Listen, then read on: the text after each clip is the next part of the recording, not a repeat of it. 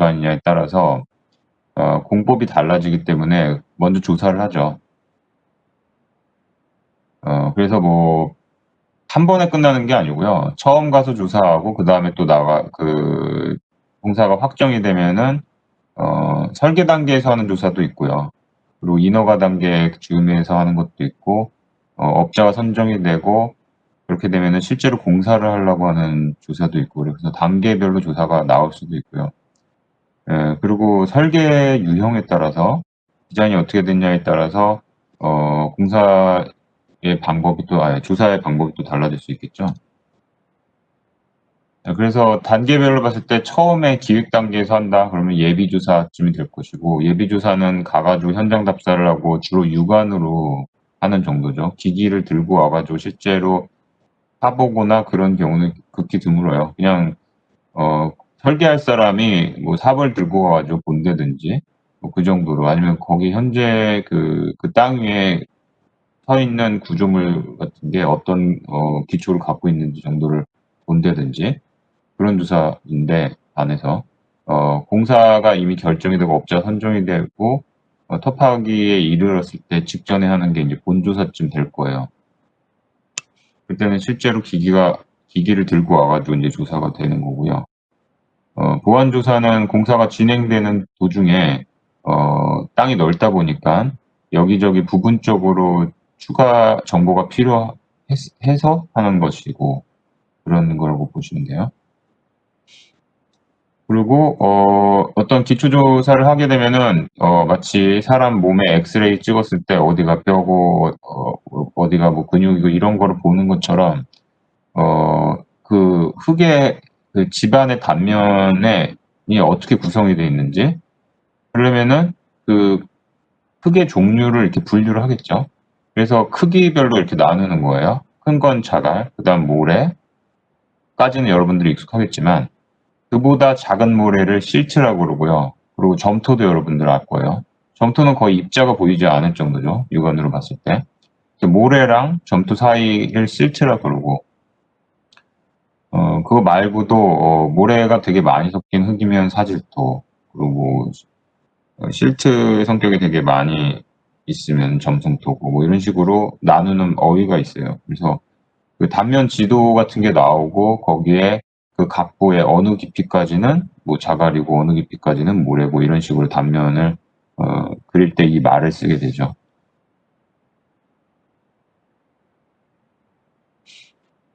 그래서 건물을 지으려면은 기초 공사를 하고 그 위에 이제 건물이 앉혀지기 때문에, 기초라는 것은 결국은 건물의 전체적인 그 무게를 받쳐주는 구조가 되잖아요. 그래서 그 기초 공사를 하기 전에 이 땅이 얼마나 어떤 성격을 갖고 있는지를 알아봐야 되겠죠. 그 본조사를 할 때, 그래서 집안조사, 본조사 할 때 이 두 가지 방법을 제일 많이 써요. 기본적으로 쓰는 방법이에요. 하나가 표준관입 시험이고 하나는 평판제화 시험인데, 표준관입 시험은 쇠 막대기 같은 것을 때려 넣어가지고 걔가 일정 깊이 한 30cm 정도 박히는데 몇 번 때려야지 이게 들어가는지, 그 횟수를 기록해서 횟수가 많으면 많을수록 그 집안이 더 튼튼하다고 판단을 하는 것이고요. 평판 제한은 쇠판 하나를 놓고 그 위에다가 무게를 가해서 그 무게에 비례해서 이 쇠판이 얼마만큼 어느 일정 시간 안에 땅바닥으로 어느 깊이만큼 꺼지는지를 측정을 하는 거예요. 그러니까 무게 가지고 누르는 거고, 하나는 타격을 해서 어, 깊이를 측정을 하는 거예요. 그래서 하나는 표준관입, 하나는 평판제한인데, 이런 식으로 왼편에 보이는 게 표준관입이죠.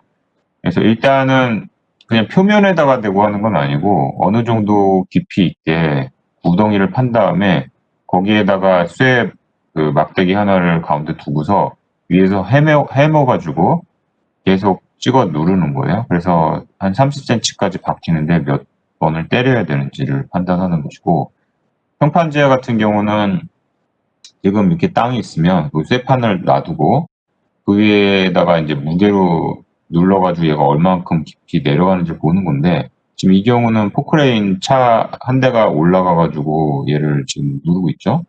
그래서 이 포크레인 차의 무게를 계산을 해서 얘가 내려가는 걸 이제 보는 거예요. 이걸 이제 평판지하 시험이라고 그러고.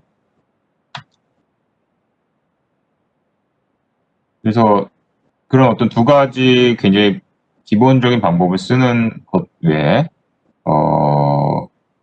흙의 어떤 단면, 각부의 깊이별로 해서 지도를 만약 단면의 지도를 그린다 그러면은 샘플링을 해야 되겠죠. 빨대 같은 형상의 어떤 원통형의 샘플링이 수직 깊이로 내려가가지고 이렇게 뽑혀져 나올 수 있다 그러면은 직접 육안으로 각부가 어떤 재질의 흙으로 되어 있는지 판단할 수 있을 거예요. 그래서 그거를 위해서 구멍을 뚫는 거, 그것을 보어링이라 그래요.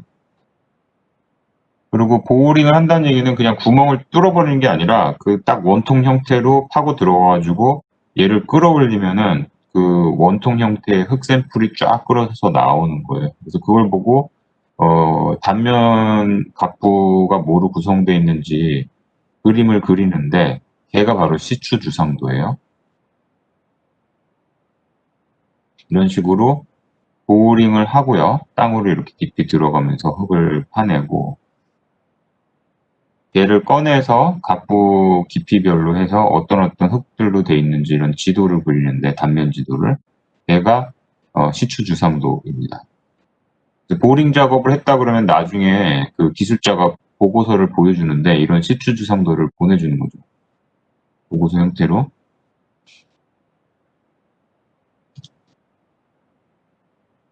그래서 이렇게 기초를 묻기 위해서 미리 흙을 파는 걸 제가 터파기라고 말씀드렸는데 흙을 파다 보면은 이제 양편의 흙들이 가운데로 다시 쏟아져 내리려고 그래서 그것을 막는 것을 흙막이라고 그랬어요. 근데 이 터파기를 하면서 주변에 그 흙을 단면상으로 이렇게 경사지게 만약 판다 그러면은 흙이 쏟아져 내리진 않겠죠. 수직으로 하면 당연히 위에서 흙이 이렇게 확 쏟아져 내릴 텐데 경사도에 따라서 흙이 쏟아져 내리지 않는 그 각도가 있을 거예요. 그래서 그런 어떤 완만한 경사를 유지하면서 흙이 스스로 쏟아져 내리지 않게 하는 방식을 오픈컷이라고 그래요. 그래서 그 경우 오픈컷을 하게 되면은 흙막이가 필요 없겠죠. 근데 오픈컷을 한다는 얘기는 건물이 들어가는 기초 자리보다도 훨씬 더 넓은 면적에서부터 주변에서부터 파고 들어가야 된다는 얘기죠. 사면을 형성을 하면서. 그러니까 도심 사이트에서는 어려울 거예요. 왜냐면 옆집이 다 있으니까. 그래서 옆집까지 넘어가가지고 땅을 팔 수는 없잖아요. 그러니까 오픈컷은 그런 공터 여유가 있을 때 쓰는 방식이고요.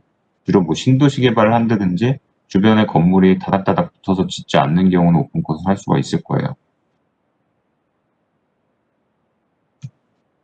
자, 그래서 지금 오픈컷을 보면은 단면상에 대략적으로 오픈컷 부위가 여기 수직 부위는 흙막이를 했다고 보면 되는 건데 이 아래 부위는 경사를 이렇게 줘놨잖아요. 여기는 오픈컷이라고 볼 수가 있어요. 흙막이 처리를 안 해도 흙이 쏟아져 내리지 않는 거고 그 경사도는 흙의 재질에 따라서 토질의 조건에 따라서 경사도가 더 완만하거나 더 수직에 가까울 수도 있겠죠.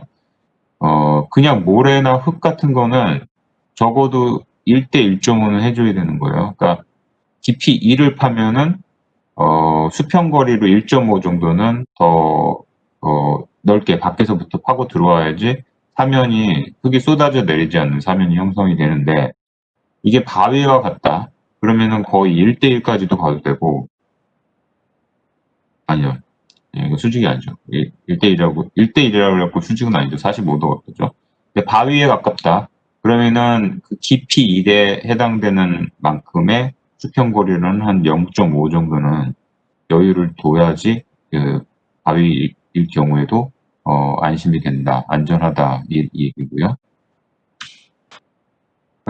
그리고 그렇게 해가지고 오픈컷으로 해서 사면을 형성을 했는데 공사가 진행이 된다는 얘기는 시간이 꽤 오래 걸린다는 얘기죠. 터파기하고 바로 그냥 어느 순간에 콘크리트 옹벽을 짠 하고 만들어가지고 흙을 다시 되메우게 할 수는 없죠.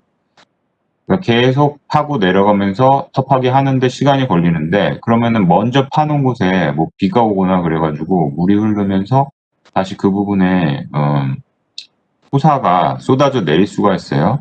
그래서 그것을 방지하기 위해서 하는 작업을 임시 작업을 안정 조치라 그래요. 그래서 보통 보면은 비닐을 하나 깔고 얘를 거기다가 막대 같은 것을 땅속으로 깊이 꽂아 놔가지고 핀처럼 비닐을 고정을 하죠. 비닐의 역할은 비가 왔을 때 흙이 스며들지 않게 해가지고 흙이 스며들기 시작하면은 흙이 어느 순간 물처럼 흐르게 되는 순간이 생기죠. 비가 많이 올 경우는. 그래서 이제 산사태 같은 게 벌어지는데 그것을 이제 방지하기 위한 거예요. 근데 심한 경우는 이게 굉장히 장기간 지속이 될 것 같다.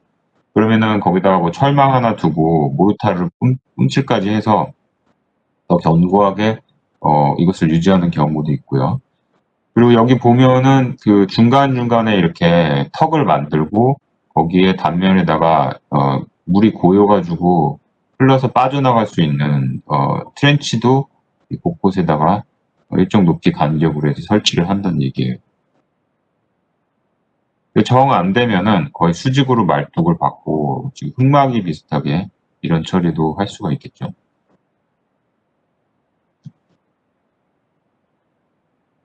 그래서 흙막이는 수직으로 흙이 서 있도록 막아주는 벽체인데요. 지하 벽체인데 지하 옹벽하고는 또 다른 거예요. 지하 옹벽은 일단은 먼저 터파기를 할 때 흙막이를 해줘서 흙이 쏟아지지 않게 처리한 다음에 그 안쪽에다가 콘크리트로 부어가지고 구조물을 설계한 대로 만들면은 그게 이제 지하 옹벽이 되는 것이고, 옹벽 공사를 하기 전에 터파기를 한 상태에서 흙이 쏟아져 내리지 않게 막아주는 걸 흙막이 벽이라고 그래요. 자, 토목 공사를 하게 되면은 아까 우리가 그 오픈 컷에서 비가 왔을 때 대비하는 보양을 본 것처럼 흙막이 벽도 마찬가지죠. 흙막이 벽은 더 이제 거의 수직으로 그 토합을 견디고 있는데 비가 와버렸어요. 그러면은 흙이 빗물을 흡수하면서 흐르는 어떤 경향이 생긴다는 거죠. 그랬을 때 그것을 이제 방지하는 방법이 물을 빼주는 배수식이 있고요. 아예 물이 그 흙이 뭐 진흙이 되든 뭐가 되든 마치 댐처럼 그런 진흙 물 같은 게 안쪽으로 대지 터파기 하는 안쪽으로 들어오지 못하게 아예 차단하는 차수식도 있어요. 그 흙막의 벽 종류에 따라서 아예 물도 못 들어오게 할 수 있을 정도냐, 아니면은 물 정도는 들어오고 그렇기 때문에 배수 공사를 따로 해줘야 되는 방식도 있다는 얘기죠. 그래서 보면은 토류판이라는 얘기를 혹시 들어봤는지 모르겠는데 여러분들이 저한테는 오히려 이 장면이 더 익숙한데요. 공사장에를 가면 나무판이 이렇게 수평 널로 이렇게 막혀져 있어서 그 뒤에 이제 흙이 있다는 걸 짐작할 수 있는 구간이 있고 그런 장면을 많이 봤어요. 저 같은 경우는. 그 흙막이 토류판이 있고 나무로 되어 있는 토류판이 있고, 근데 그 토류판으로 100% 되어 있는 건 아니고 걔를 지지하기 위해서 그 H형광 같은 게 기둥처럼 예, 어느 간격으로 이렇게 보이죠. 터파기를 했을 때. 그게 이제 H 파일이 박혀 있는 거예요. H 형광이 굉장히 두껍게 박혀 있고 그 사이사이에 나무 널로 해서 흙을 막아주는 토류판이 박혀 있어요. 그러다 보니까 그런 식으로 공사를 하다 보니까 토류판하고 토류판 사이에 틈이 생기고 비가 오면 글로 물이 나올 수밖에 없는 구조예요. 그래서 지수성은 낮아요. 그리고 파일을 박아 넣는데 위에서 때리면서 박기 때문에 소음이라든지 진동이 생기기 쉽겠죠. 그리고 이걸 박는다는 얘기는 그 지질이 그렇게 단단하진 않다는 얘기예요. 그걸 충분히 박을 수 있을 정도. 근데 아예 물도 막으려 그러면은 아예 시 파일이라는 걸 써요. 무슨 얘기냐면은 그 골광판 같은 단면을 갖고 있는데 굉장히 거대한 골광판이라고 보면 돼요. 굉장히 두께도 두껍고. 그래서 굉장히 두께도 있기 때문에 얘를 위에서 때려 넣을 버틸 수 있는 정도의 그 철판이에요. 그리고 얘는 어쨌든 판재니까 서로 맞물리면서 물도 들어오지 않을 정도로 막을 수가 있어요. 지수성이 높아요. 그래서 그림으로 보면 이것은 그 투류판하고 H파일로 돼 있는 그냥 그런 지수성은 낮은 그 흑막이 벽이라고 할 수가 있는데 반면에 이거는 10파일 이렇게 돼 있는 애를 연속적 얘 자체가 연속적인 면을 구성하고 이게 유닛으로 돼 있어서 다음 부재랑 조인트로 이렇게 맞물리게 돼 있거든요. 그래서 이런 애를 사용을 하게 되면은 뒤에 빗물이 이렇게 스며들더라도 이 사이를 통해서 들어올 수 있는 확률이 되게 낮아요. 지수성이 높은 어떤 공법이에요.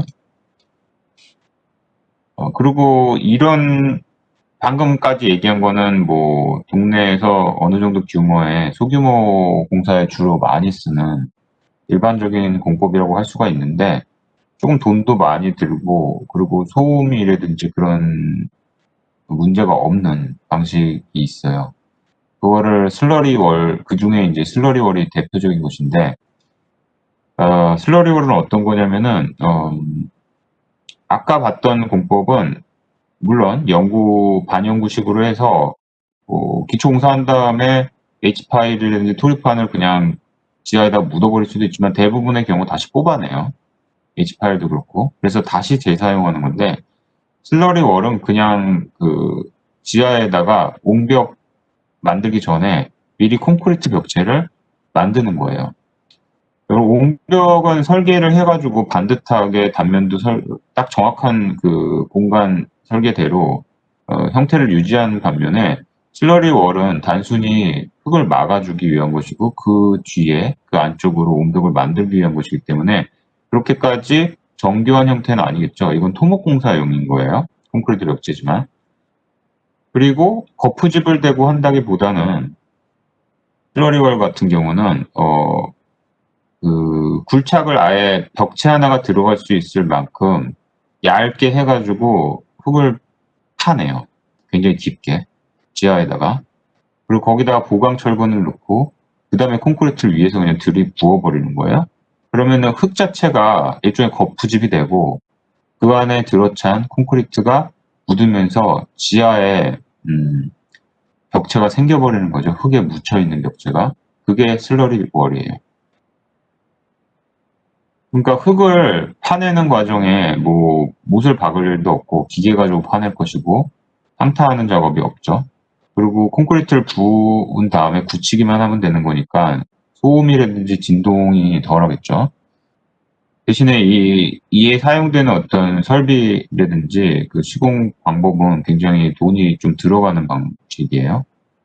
그리고 콘크리트 벽이 지하에 섰기 때문에 나중에 안쪽 실내 쪽에다가만 겉부집을 대고 그 사이에다 콘크리트를 부어버리면은 이제 옹벽이 완성이 되는 거죠. 그래서 결과적으로는 이 슬러리 월은 지하의 옹벽하고 일체되게 돼요. 얘 자체가 겉부집의 한쪽 면 역할을 하게 되는 거예요. 그래서 지하 구축벽과 일체화가 가능하죠. 자, 카운트월은 슬러리 월이 있는데 슬러리월은 이제 흙이면은 당연히 기계로 파가지고 틈새를 만들 수가 있는데 바위가 나와버렸어요. 그러면 더 이상 파내지 못하죠. 그래가지고 그 부위에서는 그냥 슬러리월 위에는 만들어 놓고 경함이 나왔다. 근데 더 내려가야 된다. 구조적으로 더 내려가야 된다. 그렇게 되면은 그 부위에는 작은 말뚝들을 계속 연속적으로 박아 넣는 거예요. 얘를 이제 솔저 파일이라고 지금 써놓은 건데 그래가지고 그 슬러리의 월의 하부를 더 단단하게 보강을 해줘요. 더 깊이 있게. 그래서 언더피닝이라고 그래요. 그런 뜻을. 슬러리월 하부를 강화하고 안쪽에다가 벽을 만들게 되면 그건 이제 카운트월이라고 부르는데 그림을 한번 볼게요.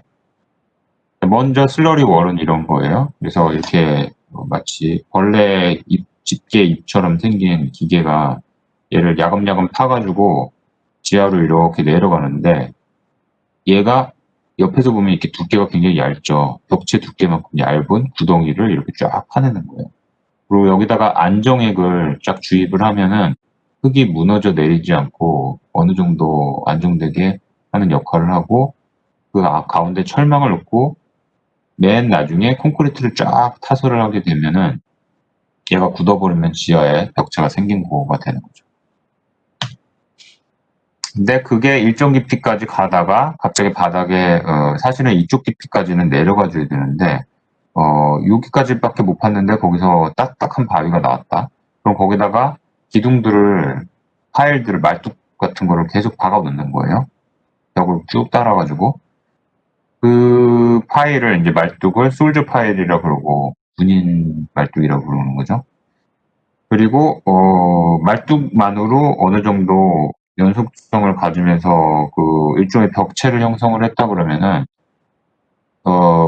흙이 이제 무너져 내리지는 않고, 말뚝이 여기서 버텨주니까, 안쪽을 더 터파기를 해갖고 더 내려갈 수가 있고요. 그래서 지하 옹벽 구조물을 만드는 거죠. 이런 식으로. 그래서 나중에는 위에 있는 슬러리 월이랑 밑에 있는 말뚝이랑 일치화가 돼서 흙막이 역할을 하는 것이고, 그 안쪽에다가 이렇게 지하 옹벽을 만들고, 이런 공법을 카운트 월이라고 그렇다고 하고요. 그렇게 기둥을 지하에다가 말뚝을 연속적으로 쫙 박아 놓는 그 공법을 주열이라고 그래요. 주열식. 열주랑 비슷한 뜻이죠. 기둥이 쫙 연속해서 있는 의미예요. 그래서 기둥을 연속적으로 해서 하나의 면을 형성을 하는 흙막이도 있어요. 근데 그 기둥을 형성을 할 때 그 구멍을 뚫는 방식이 소음이 없는 방식으로 뚫어버리면은 그 주변에 이제 민원 같은 거가 최소화되죠. 그래서 주로 도심 사이트에서 공사를 할 때 민원 최소화하고 주변 이미 지어진 건물에 진동으로 인한 피해를 없애기 위해서 주로 이 방법을 써요. 주열식으로 흙막이를 형성을 할 때. 그리고 그게 이제 보다 구체적인 방법은 뭐 CIP, PIP, SCW 뭐 이렇게 나뉘는데, 먼저 SCW는 무슨 뜻이냐면 소일 시멘트 월이에요. 그래서 시멘트를 박아 넣어가지고 지하에다가 말뚝을 만드는데, 그게 순수하게 시멘트랑 자갈 그것만 돼 있는 게 아니라 현장에서 파면서 생기는 흙들도 같이 섞인다는 얘기예요. 콘크리트를 만들 때. 어차피 콘크리트 만들 때 자갈하고 모래가 들어가니까 현장에 있는 걸 그냥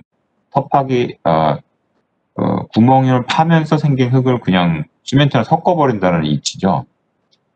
그렇게 하는 걸 이제 SCW라고 그러고. 그리고 그 구멍도 보통 뚫을 때 보면은 이 기계, 왼편 사진 보면은 3개가 한꺼번에 있는 기계로 해요. 그래서 3개씩 해갖고 쫙 연달아서 구멍을 파면서 거기다 흙하고 시멘트를 섞어가지고 굳혀버리면은 이런 식으로 결과적으로 이런 식의 어떤 지하 흙막이 벽이 형성이 되는 거죠. 그리고 말뚝을 넣는데, 보링으로 해서, 오거로 해서 미리 구멍을 땅에다가 뚫은 다음에 보강철근만 놓고, 그다음에 콘크리트 주입하는 방식이 CIP예요. CIP를 굉장히 많이 써요. 이 교수님 봐봐. 얼굴 봐봐. 어떨 것 같아? 자, 제 교수님 얼굴 본다라는 얘기 마이크 끄고 해줬으면 좋겠어요. 정말 진지하게 생기지 않았어? 얼굴은 좀. 또 진지한 얼굴인지 알겠는데 마이크 좀 꺼주세요, 학생.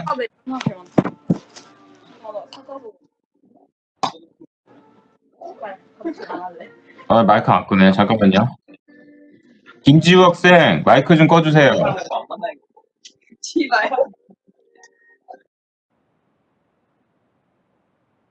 자, 캐스팅 플레이스가 그렇고, 그렇구나. 방송 강의를 하면 이렇게 되는구나. 완전 구경거리가 되네. 자, 팩트 인 플레이스는, 일단 오골에서 구멍을 판 다음에 콘크리트를 먼저 주입하고 나중에 보강근을 넣는 거예요. 그래서, 여러분들이 그냥 기억할 거는, 이런 거 왜 알려주냐? 여러분들 뭐 토목학과도 아닌데, 근데 어차피 터프하게 하면은 시공업자랑 이 얘기를 하게 돼 있고요. 시공업자가 CIP, PIP 어느 게 좋을까요? 뭐 이런 식으로 얘기하게 되는데, 결국 여러분한테 중요한 거는 주변에서 민원이 들어오고 감리자로서 그랬을 때 어떤 방법이 좋냐, 그리고 지금 내가 옹벽 설계한 거랑 맞물려 가지고 봤을 때 어떤 공법이 더 적합할 거냐가 더 중요한 부분이에요. 그랬을 때 일단 알아들어야 된다는 얘기죠. CIP, PIP, 그리고 SCW 얘기할 때 뭐 소일 시멘트 월이라고 얘기할 때 이게 무슨 얘기인지 알아들어야 된다는 거지. 슬러리 월 얘기하고 그랬을 때 그 정도만 알면 돼요. 건축가는. 이거는 우리 분야는 아니지만 토목 분야지만 알아듣긴 알아들어야 되는 거예요. 그래서 일단은 참고하라고 알려주는 거고, 그래서 구멍을 판 다음에 기다랗게 그 안에다가 이제 보강철근을 집어넣어야 되잖아요. 그래서 이렇게 미리 만들어져 있어요. 현장에서 하나씩 하나씩 꽂아가지고 하는 게 아니고 얘를 그냥 수직으로 떨어뜨린 다음에 콘크리트를 이제 붓는다는 거죠. 이런 식으로. 자, 이것은 먼저 콘크리트 붓고 나중에 보강철근 하는 PIP 방식. 그래갖고 그 흙막이 벽을 만들었으면 뭐 여러분들이 대형 그 건물 아래에 있는 지하층을 상상을 해보면 그 지하층이 막 7층 뭐 홍문관만 하더라도 6층까지 가나 그렇죠. 굉장히 수직으로 깊게 파는 거죠. 굉장히 넓은 땅을. 그럼 수직으로 깊이 내려가면 내려갈수록 흙막이 벽은 아무리 그래도 두께는 얇은데 그 뒤에 쌓여있는 흙의 토합이 엄청날 거 아니에요.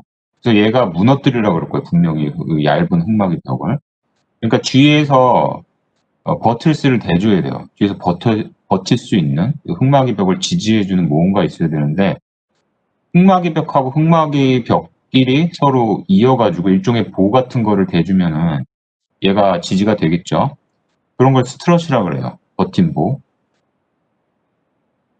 그리고 스트럿을 그냥 흙막이 하면서 임시로 가설제로 버티고 있다가 지하 옹벽이 스면은 그다음 보도 설치가 되고 지하 옹벽, 지하 구조물이 설치가 되면 그때 하나씩 제거를 하는 복잡한 방식도 있지만 그럴 바에 아예 처음부터 그 지하 그 공간에 보호를 미리 설치를 해버리는 거죠. 그래서 연구 구조물로 아예 처음부터 설치를 하고 걔가 스트럿 역할을 하게 해주는 거예요. 그래서 그건 SPS 방식이라고 좀 얘기를 하는 거고요. 그리고 그 스트럿을 사용을 하는데 옹벽하고 옹벽 사이의 거리가 굉장히 가까우면 그냥 스트럿을 문제없이 설치를 할 수 있을 텐데 옹벽하고 옹벽 사이의 거리가 너무 멀어요. 그래서 그 옹벽 자체 지하의 틈막이 벽 자체가 굉장히 수평거리가 멀다. 그래서 그것 자체를 보강을 해줘야 된다. 벽 자체를 보강해 줘야 된다. 그렇게 되면은 인장 트러스 보호를 만들어가지고 보호해 줄 수도 있어요. 보강해 줄 수도 있어요. 그걸 IPS라 그러는데 트러스 여러분들이 교량을 보면은 거기 그 교량을 지지하는 보가 트러스 형상으로 되어 있는 것도 많이 보죠. 이런 식으로. 그게 뭐 한강다리에서도 볼 수도 있고 아니면은 뭐 그 인천 영종도공항 갈 때 그 교각에서도 볼 수가 있는데 그런 보를 벽 뒤에다가 설치를 해서 수평으로 작용하는 토합을 흙막이 벽 뒤에서 지지해주는 그 보를 이제 IPS 보의 이치라고 보시면 돼요. 그래서 보면은 지금 그림으로 봤을 때 이렇게 흙막이를 하고 그 다음에 안쪽에 흙을 걷어내면서 더 깊이 내려갈 수가 있는데 이렇게 굉장히 멀다 보면은 그 깊이가 내려갈수록 여기에 있는 흙이 수평압이 굉장히 커지면서 이 벽이 부러져갖고 넘어지겠죠. 그러니까 수평으로 지지를 해줘야 돼요. 얘가 이제 스트럿이 되는 거예요. 이런 식으로. 자, 그랬을 때 현장 그림을 보면은 이런 식으로 스트럿을 만들어요. 흙막이가 여기 있고 여기 있는데 여기에 이제 직각으로 이렇게 교차하는 흙막이 벽 같은 경우는 사선으로 스트럿을 이렇게 내줬어요. 이런 식으로. 서로 지지할 수 있도록. 여기에 있는 벽체랑 여기 있는 벽체랑 지지할 수 있도록 또 이렇게 가고. 근데 흙막이 벽 자체가 수평거리가 굉장히 멀다. 그래갖고 얘랑 엮어가지고 뭐 이렇게 스트럿을 대주기가 힘들다. 그럴 경우는 아예 이런 트러스보 같은 거를 뒤에다가 이렇게 대는 거죠. 그래서 이쪽 위에서, 그러니까 위에서 아래로 작용하는 힘을 얘가 이렇게 뒤에서 트러스보로 받쳐주는 거예요. 그래서 얘는 IPS라고 그렇게 이름을 붙였고요. 자, 보면은 먼저 이렇게 이건 뭐지? 예. 그 지하에다가 이제 지하 공간을 만드는데 그러면은 당연히 지하 공간에 기둥도 들어갈 것이고 바깥쪽에는 흙막이가 필요할 것이고 흙막이가 돼요. 그리고 흙막이 벽을 지지하기 위해서 스트럿을 댈 텐데 걔를 가설재를 대는 게 아니라 미리 중간에 지하 기둥도 동시에 만들고 그 지하 기둥하고 같이 연결을 해버려 가지고 나중에 이거에다가 이제 뭐 필요한 대로 콘크리트 뿜칠을 한다든지 얘가 만약 철골 구조물이었다면은 그래서 이거 자체가 지하 구조물이 되게 하는 거예요. 기둥하고 보호 역할을 하게 하는 거예요. 그래서 영구 구조물이 되게 해버리는 거죠. 이런 방식도 있다는 걸 알아주시고요. 그리고 흙막이를 했을 때, 뭐 오픈컷을 했을 때 사면을 오랫동안 한다든지 아니면 그런 식으로 정말 토목공사로 해서 지하 옹벽 구조물을 만드는 것도 아니고 그냥 사면을 그대로 놔둬야 된다, 영구 구조물로. 그래서 지금 얘기하는 것은 이제 토목공사 범위로 나가는 건데 여러분들 어차피 뭐 건물을 설계하게 되면은 이런 옹벽하고 마주하는 공간을 설계를 해야 될지도 몰라요. 예를 들면은 뭐 남산 좋은 예일지 모르지만 남산 회원 아파트 아는지 모르겠는데 여러분들이 되게 오래된 아파트인데요. 그 남산 소울길에 있는 아파트예요. 그 케이블카 타는 데 근처에 있는 아파트인데 그 아파트는 왜 굉장히 사람들한테 잘 알려졌냐면은 아파트인데 그 뒤에 소울길 옹벽하고 굉장히 가깝게 자리에 잡혀 있어요. 그리고 옹벽의 높이가 거의 아파트의 한 반 정도 되는 높이에요. 그리고 굉장히 좁고 긴 어두운 그 중정을 갖고 있는 아파트인데 그 옹벽 뒤의 공간은 결국 아파트 입장에서 보면 마당이거든요. 외부 공간이니까 건축 설계를 할 때 당연히 고려해 줘야 되죠. 그래서 이제 우리가 옹벽도 잘 알아야 되는데 어, 그 옹벽을 굳히기 위해서 토목공사하는 방식이 있어요. 그두 가지 방법인데 대표적으로 하나는 얼스 앵커링이고 하나는 소일 네일링이에요. 앵커는 뭔지 알죠? 그 닻을 내리는 거 이제 앵커라고 그러는데 땅속 깊이 앵커를 하나 박아두고 걔가 이제 더 이상 빠져나오지 않는 쇠갈고리 같은 역할을 하는 거예요. 그리고 거기서 쇠줄을 연결을 해서 그 사면 그 옹벽 표면을 잡아주는 거예요. 반대로. 그 흙 속에다가 앵커를 하나 박아놓고 거기서 쇠줄을 연결을 해서 바깥쪽 그 사면을 지지하는 어떤 판 구조물하고 연결을 시켜가지고 판 구조물이 흙 포압에 의해서 밖으로 밀려나려 그러면은 흙 안에 그 쇠갈고리가 얘를 더 멀리 가지 못하도록 잡아주는 역할을 하는 거죠. 그런 어떤 앵커링 작업을 얼스 앵커링이라고 그러고 얘는 되게 깊고 크게 하는 앵커링 작업이라 그러면은 소일 네일링은 굉장히 자그마한 못들을 굉장히 여러 개를 표면에다가 박는 그래갖고 전체적으로 표면을 보강하는 작업을 소일 네일링이라고 해요. 되게 비슷한 위치지만 깊이라든지 그 전체적인 효과는 약간 달라요. 자, 그래서 보면은 이거는 지금 강선을 사용을 하고 이런 식으로 콘크리트를 주입해서 나중에 구멍을 뚫은 다음에 여기 하나의 덩어리를 이렇게 만들어 버리면 얘가 앵커가 되는 거고 속에서 그리고 거기서 강선을 이용을 하고 여기 바깥쪽에 흙막이 벽이 있으면은 걔랑 같이 고정을 시켜요. 그러면 여기서 토압이 안쪽에서 바깥쪽으로 작용을 하더라도 이 앵커가 얘를 꽉 안쪽에서 잡아주는 거죠. 그래서 그런 얼스 앵커링을 하려면 흙 안쪽으로 깊이 구멍을 내야 되는데 이런 그 기계가 계속 드릴처럼 회전을 하면서 흙 안쪽에다 구멍을 내요. 그리고 거기다 콘크리트를 하고 강선으로 연결을 하고 바깥쪽에다가도 이제 앵커링을 해주는데 흙막이 벽하고 거기에 나와 있는 강선이 이렇게 돼 있는 거예요. 여기다가 앵커링을 해주는 거예요.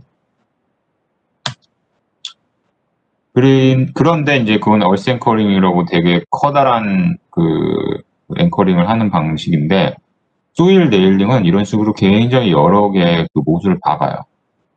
표면에다가. 그래서 콘크리트 벽 설치를 하고 여기다 여러 개 박아가지고 전체적으로 보강을 하는 거죠. 그래서 경사도 굉장히 높고 되게 높은 옹벽인데 얘가 다 보강이 돼 있어요. 소일 네일링이고. 네. 그래서 보면은 여기서 우리가 그 PIP였나? PIP. 이 공사, 그 연구 구조물을 만드는 공사에서 보면은 여러분들이 눈치챌 수 있는 건 뭐냐면 이게 지하 구조물인데 지상 구조물은 어때요? 일단 기초 만들고 1층, 2층, 3층 이렇게 아래서 위로 올라가잖아요. 근데 지하 구조물은 위에서부터 파서 내려가다 보니까 특히 이 PIP, SPS 공법으로 봤을 때 일단 기둥을 위에서 아래로 꽂아놓고 그 다음에 터파기라면서 위에서부터 아래로 내려가면서 보도 걸어요. 그래서 지하 1층을 만들고 그 다음에 지하 2층이 만들어지고 이런 식으로 해요. 물론 전통적인 터파기를 한다 그러면 스트럿 걸어가지고 지하 5층이면 지하 5층까지 한 번에 다 파내고 그 다음에 아래서부터 마치 지상 구조물 만드는 것처럼 아래서부터 지하 5층 만들고 지하 4층 보고 걸고 아래서부터 위로 올라가는 방식을 할 거예요. 근데 이 경우는 그게 아니고 위에서부터 파 내려가면서 역으로 가는데 이런 것을 탑다운 방식이라 그런다는 얘기예요. 탑다운. 위에서부터 아래로 간다. 그래서 지하 1층부터 아래층으로 내려가면서 구조물을 만드는 거예요. 그래서 장점이 있다 그러면은 일단은 그 지상층을 기준으로 해서 지하 1층 만들고 그 다음에 지하 2층 만드는데 동시에 지상으로는 1층 만들고 2층 만들고 지상 지하 공사가 동시에 이루어질 수가 있어요. 그리고 아까 우리가 배웠던 슬러리 월을 가지고서 흙막이를 하고 이제 굉장히 대형 공사의 슬러리 월은 고가이기 때문에 사용된다고 그랬죠. 그리고 소음도 안 생기니까 도심 사이트에 굉장히 고층 건물, 되게 지가가 높은 도심 사이트에 고층 건물을 짓는다 그랬을 때 슬러리월을 택할 경우 가능성이 되게 높아요. 그런 이유로. 얘는 지하 옹벽하고 같이 일체화가 되는 거죠. 이런 식으로 위에서부터 아래로 파내려가면서 지하를 구조물을 만들고 걔를 아예 일체형으로 SPS 공법으로 만들고 지상으로 동시에 건축물을 만드는.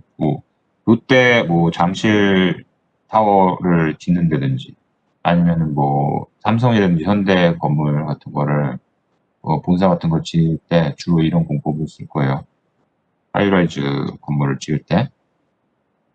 자, 그리고 이제 터파기에 대해서 알아둬야 될 거는 이렇게 터파기를 했어요. 그러면 이제 흙을 막을 뿐만이 아니라 그 뒤에 흙이 이제 빗물하고 섞여가지고 얘가 어떤 흐르는 유동적인 성격이 되는데 걔를 막는 게 이제 흙막이 벽에서 고려가 돼야 된다고 얘기했잖아요. 그러면 어떻게 이렇게 단면을 보면 이게 흙막이 벽이 있다고 봤을 때 얘가 이제 유동성이 생기면은 기압 차이에 따라서 마치 물이 그런 것처럼 여기에 더 높은 높이의 흙이 있고 여기에 낮은 높이의 흙이 있다 보니까 물 같은 경우는 여기서 이렇게 쭉 나오려고 그래요. 그러면은 그 지하 이렇게 터파기 한 다음에 공사 현장에서 보면은 바닥에서 부글부글 거리면서 물이 나오려고 그러는 거예요. 그래서 보일링이라고 그런 표현을 해요. 아래 지하에서부터 물이 올라오려고 그러는 거. 표면수가 결과적으로는 일로 올라오려고 그러는 거예요. 아니면 아예 흙 자체가 부풀어 올라오려고 그러기도 해요. 그럼 히빙이라고 그러고. 그래서 결과적으로는 이런 거를 해결을 해주는 것은 물을 어떻게 빼주냐. 펌프로 빼줘야 되겠죠. 지하에 있는 거니까. 그런 어떤 해결책으로 이어지고요. 그리고 이제 그 흙하고 섞여가지고 결국은 물 때문에 흙이 움직이는 거라서 히빙처럼 부풀어 오르는 그런 어떤 부작용이 발생한다는 걸 여러분들이 아시면 됩니다. 그래서 이 물을 막아주는 것을 아예 물을 차단하는 방식이 있고, 그러면 차수가 되고, 그러면 차수가 된 만큼 뒤에 고여있던 물은 어디론가 이동을 해야 되겠죠. 그게 예를 들면 집수정으로 일부러 다 모이게 했다. 그럼 집수정에 모인 물을 펌프로 해서 밖으로 뽑아내야 돼요. 그래서 그건 이제 배수공법이라고 보면 돼요. 거기까지 우리가 어떤 토목에 해당되는 이치를 배웠고요. 이제는 어떤 공법을 보면서 차분차분하게 볼 거예요. 지금 잠깐만요. 시계를 가져올게요.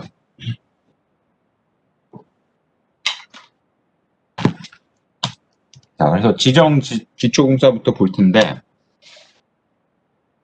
지정이라는 것은 터파기를 한 다음에 기초 이제 뭐 구조물을 타설하기 위해서 땅을 다지는 작업을 지정이라고 그래요. 그래서 그러니까 기초랑 만나는 흙부위죠. 그래서 어떻게 다지냐, 뭐 쿵쿵쿵 거리면서 레머 같은 걸로 다지기도 하고 그러는데, 그렇게 흙만 가지고서 다질 수도 있지만 그 집안 자체가 굉장히 연약하다. 그래갖고 더 튼튼하게 해주려고 말뚝을 박을 수도 있죠. 아까 우리가 봤던 것은 흙막이를 하느라고 연속적으로 주열을 만드는 어떤 기둥 가지고 벽을 만드는 걸 봤다 그러면은 이 경우는 그 수평적으로 지하 그 바닥이 있는데 그 밑에 지정을 더 강화해 주기 위해서 수평적으로 어느 정도 밀도를 가지고 퍼뜨리듯이 박는 말뚝을 얘기하는 거예요. 그리고 잡석 지정은 우리가 지난 시간에 배웠어요. 거기다 쇠석을 깔고 이제 두들겨가지고 평평하게 만드는데 쇠석을 까는 이유는 지하에서 삼투압 현상으로 인해서 물이 지하 구조물을 통해서 올라오는 거를 침투하는 걸 막으려고 일부러 공국을 벌리기 위해서 쇠석을 깐다고 제가 얘기했죠. 그래서 걔를 다지고 그 위에다가 일단은 비닐 한 장을 깔아요. 보통 두 장을 깔아요. 이유는 그 습기를 막기 위한 거죠. 잡석 지정이라고 그래요. 그래서 지정을 만드는데 자갈을 깐 다음에 걔를 다지게 되면 걔를 잡석 지정이고 잡석 지정을 왜 하는지는 우리가 지난 시간에 배웠어요. 근데 잡석 지정 이전에 그 집안 자체가 굉장히 튼튼하지 않다 충분히 그러면 이제 말뚝을 받게 되는데 말뚝이 두 종류가 있어요. 말뚝이 연약한 어떤 그 집안 안으로 들어간다고 상상을 했을 때 어느 정도까지는 굉장히 연약하다가 밑에 가면 딱딱한 바위가 있어요. 그러면은 말뚝을 박아가지고 그 바위 쪽에다가 암석 위에다가 그냥 박아버리면 되잖아요. 그 경우 선단지지 말뚝이라고 그래요. 근데 그렇게 연약하진 않고 어느 정도는 그 견고한 흙에다가 말뚝을 박게 되면은 그 경우는 보통 마찰 말뚝을 사용을 하게 돼요. 그래서 말뚝이 그냥 흙 속에 떠 있는 거죠. 근데 흙이 충분히 튼튼하기 때문에 그 표면의 마찰력만 가지고서도 말뚝이 제자리에 이렇게 되게 되면은 그게 마찰 말뚝이에요. 그리고 말뚝을 미리 만들어서 왔냐, 뭐 나무라든지 형광 같은 거로 만들어 왔냐, 아니면 현장에서 타설을 하냐 이렇게 나눌 수도 있고. 그리고 말뚝을 다 박았으면은 그 위에 이제 지정하고 만나면서 이제 기초를 치게 될 텐데 그 지정 그 기초판에 이제 보강철근이 들어가잖아요. 그 보강철근이 말뚝머리에 있는 말뚝머리랑 같이 만나거든요. 그리고 말뚝 안에 이미 예를 들면 이게 RC로 돼 있는 RC 재질의 말뚝이면은 말뚝머리에 이미 말뚝 자체에 보강근이 나와 있죠. 그러면 걔를 서로 엮어요. 기초의 보강근하고 서로 엮은 다음에 나중에 콘크리트를 타설하면은 완전 바닥판하고 일체화가 되는 거예요. 구조적으로. 그래서 지금 봤을 때 여기 동그랗게 마치 식물처럼 뭔가 이렇게 튀어나와 있는데 걔가 말뚝 머리고 거기에 말뚝 자체의 보강근을 남기고 위로 이렇게 뽑혀 놓은 거예요. 그 다음에 기초판 자체에 지금 바닥에 보강근을 설치를 하고 있는데 걔랑 얘를 같이 엮어준 거죠.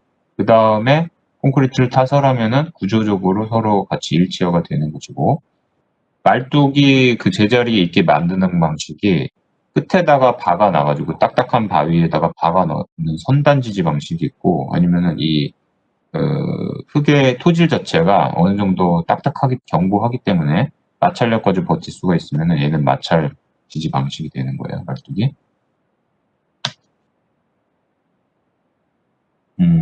그 다음에 지하에서 옹벽 바깥쪽에 생기는 물을 지하수를 빼줘야 되는데 우리가 유검관을 지난 시간에 봤죠. 구멍이 뚫려 있는 어떤 관이죠. 그래서 흙 속에 애가 있으면은 흙 안에 흐르는 물을 이 안으로 다 모을 수가 있고 유공간 자체가 어느 정도 구배를 갖고 있으면은 일정 방향으로 유공간 안에서 물을 흐르게 만들 수가 있어요. 그게 이제 주로 집수정 쪽으로 물을 모으게 하고 집수정은 펌프가 있어가지고 걔를 이제 밖으로 빼내요. 여러분들이 지하 주차장 같은데 가보면 어떤 장마철에 지하 주차장을 가보면은 어떤 주차장 같은 경우는 펌프 소리가 굉장히 요란한 주차장이 있어요. 그 건물 같은 경우는 지하수가 굉장히 잘 스며드는 위치에 지어진 건물이고 그래서 집수정으로 흐면서 굉장히 빠르게 모이는 그런 건물이에요. 만약 거기서 뭐 집수정에 오버플로우가 된다든지 그 펌프가 고장 난다든지 하면은 그런 건물은 굉장히 위험한 건물이 되죠. 영구배수법은 기초판 하부에 아예 직수정이 있어가지고 주변에 있는 게 아니라, 그래서 건물 바깥쪽으로 물을 모으게 하는 게 아니라 아예 건물 중심에 밑바닥으로 모으게 해서 뽑아내는 경우고, 지표수를 처리를 할 때 트렌치를 보통 지표에 설치하는 그 배수로를 트렌치라고 뭐 한국에선 그러잖아요. 그랬을 때 그걸 설치를 해가지고 이제 표면에 빗물이 땅바닥에 고이지 않게 처리를 하는데, 그걸 평면적인 형상을 보면은 뭐 물고기뼈 형상으로 모으기도 하고 나뭇잎 형상으로 모으기도 하고 그래요. 그래서 목표는 뭐냐? 건물 주변에서 최대한 바깥쪽으로 물이 빠져나가게끔 하는 게 목표예요. 그래서 우리가 그 유공관 배웠어요. 지금 뭐 다발관이라고, 이건 약간 비슷한 유형의 다른 걸 해놨는데, 어쨌든 유공관의 역할은 얘가 자갈 같은 게 있어서 공국이 벌려져 있는 거에 있어가지고 지하 옹벽이 있으면 거기서 우리가 그 배수판이죠. 배수판으로 해서 물이 흘러가지고 유공관 안으로 모아가지고 얘가 집수정을 흘러나가게 하는 것이고, 이게 이제 집수정이죠. 유공관이 연결된 집수정.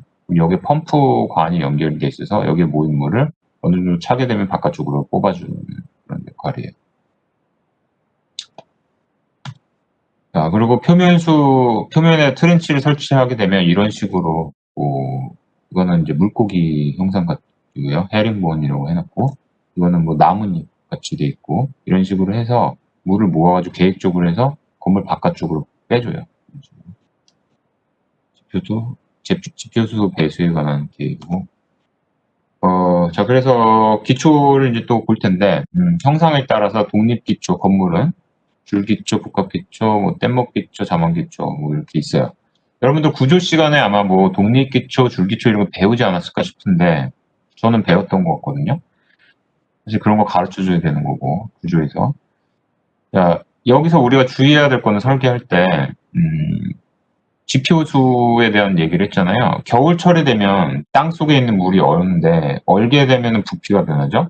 그렇게 되면은 그 땅의 부피가 변하면서, 흙의 부피가 변하면서 건물이 올라갔다 내려갔다 이렇게 되는 문제가 발생해요.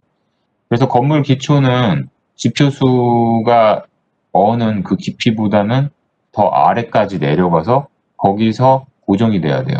안정화가 돼야 돼요. 그래서 보통 1m라고 그러죠. 한국에서는 1m 이하 깊이까지 내려가면은 거기서는 물이 얼지 않는다라고 생각을 해요. 동결 깊이라고 그러는데, 거기에 뭐 말뚝을 박든지 아니면 기초가 거기까지 내려가게 해줘야 되는 거예요. 그래야지 변이가 안 생겨가지고 구동치마가 안 생겨서 건물에 크랙이 가거나 그러지 않게 돼요. 독립기초는 주로 기둥 아래 따로따로 기초가 만들어지면 걔는 독립기초라고 보시면 되고요. 벽을 따라서, 외벽을 따라서 쭉 줄 모양 형상으로 가게 되면은 그건 이제 줄기초라고 그러죠. 그래서 그 다음에 뗏목 기초는 아예 전체가, 바닥판 전체가, 기초 바닥판 전체가 기초가 되는 건데, 넓게 가면 넓게 갈수록 지반이 연약하다고 보시면 돼요. 아예 그 점토층으로 돼 있다 그러면 자만 기초 같은 걸 쓸 거예요. 자만 기초는 옹벽하고 바닥판이 완전 일체형으로 돼서 일종의 그 배를 띄우는 거예요.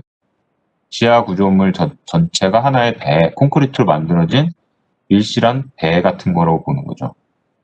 잠성같이. 그래서 자만 기초인데 그만큼 지반이 연약하고 여의도 같은 땅. 그랬을 때는 이런 기초를 써요. 근데 땅이 굉장히 튼튼하다. 그럼 독립기초 가지고도 충분히 할 수가 있는 거죠. 아예 바위다. 그러면 그냥 기초, 그거 자체가 기초가 되는 것이고. 그래서 지금 그림을 보면은 이게 지금 독립기초예요. 이렇게 덩어리로 이렇게 딱딱 나눠져 있는 거. 근데 외벽을 따라서 쭉 갔다. 그럼 이건 줄기초가 되는 것이고, 이곳은 그 줄기초 아래다가 부분적으로 강화하기 위해서 그 말뚝을 박은 경우죠.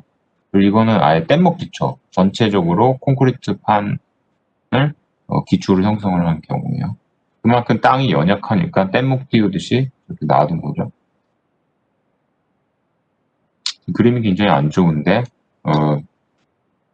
지금 그 기초를 만들기 위해서 우리가 터프하게 뭐 흙막이 그런 거 배웠잖아요. 근데 이건 굉장히 작은 스케일이죠, 기초가.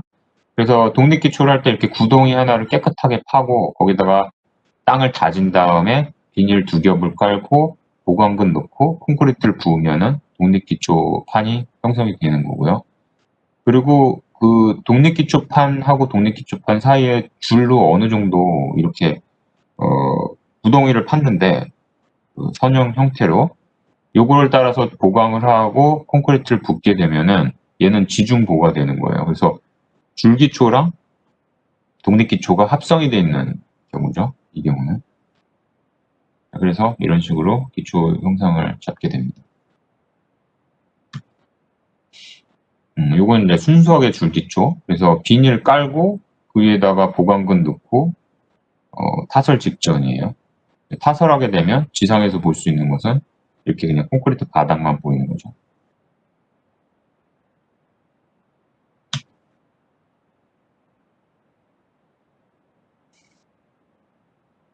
네, 이제 복합기초 그런 어떤 줄기초라든지 그 뗏목기초 밑에 그 말뚝을 받게 되면 복합기초가 되는 것이고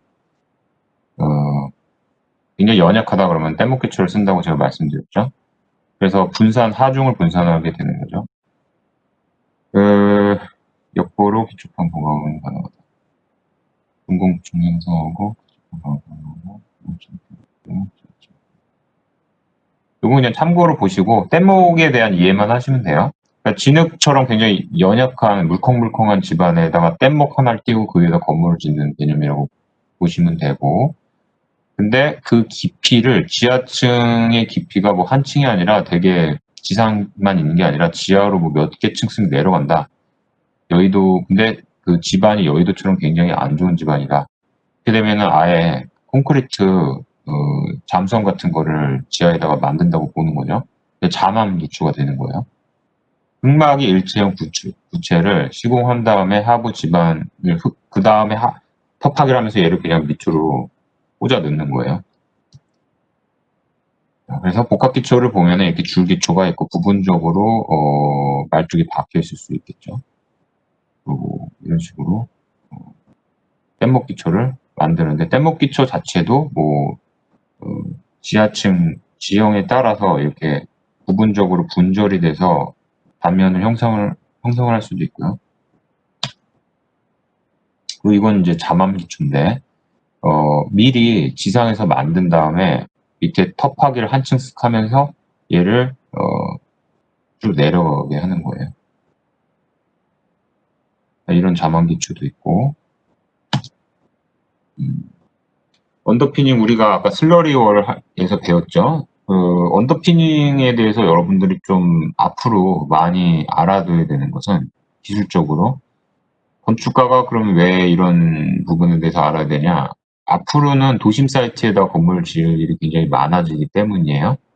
그래서 특히 서양에 이제 오래된 도시들이 많은데 거기 개발을 하게 되면은 이런 식으로 텁하기를 하게 되고 옛날 건물의 기초보다 더 깊게 텁하기를 하게 돼요. 그러면은 그 건물 옆에 있는 건물이 기초가 다 노출이 되면서 무너질 수도 있잖아요. 그러니까 그 보강을 해주는 공법으로 언더피닝을 또 많이 써요. 그래서 지금 이 경우 보면은 이게 되게 오래된 건물 같은데 기초 부분이 다 노출이 됐고 그거보다 더 옆에 건물은 더 파기 시작했어요. 그래서 얘를 보강해주는 차원에서 지금 그 조그만 아까 솔저 파일이라고 봤죠? 조그만 그 말뚝들을 쫙 연속으로 박아놨어요. 그래갖고 주열을 형성을 하고 얘 자체가 흑막의 역할을 하고 더불어 이 기초를 떠받치는 역할을 하게 하는 거죠. 그래서 언더피닝 작업을 이렇게 하고 지하 온벽을 구성을 하는 것을 봤습니다. 자, 지금 11시인데요. 여러분들 약간 쉬게 해주는 게 나을 것 같거든요. 그러니까 한 5분 정도 쉬었다가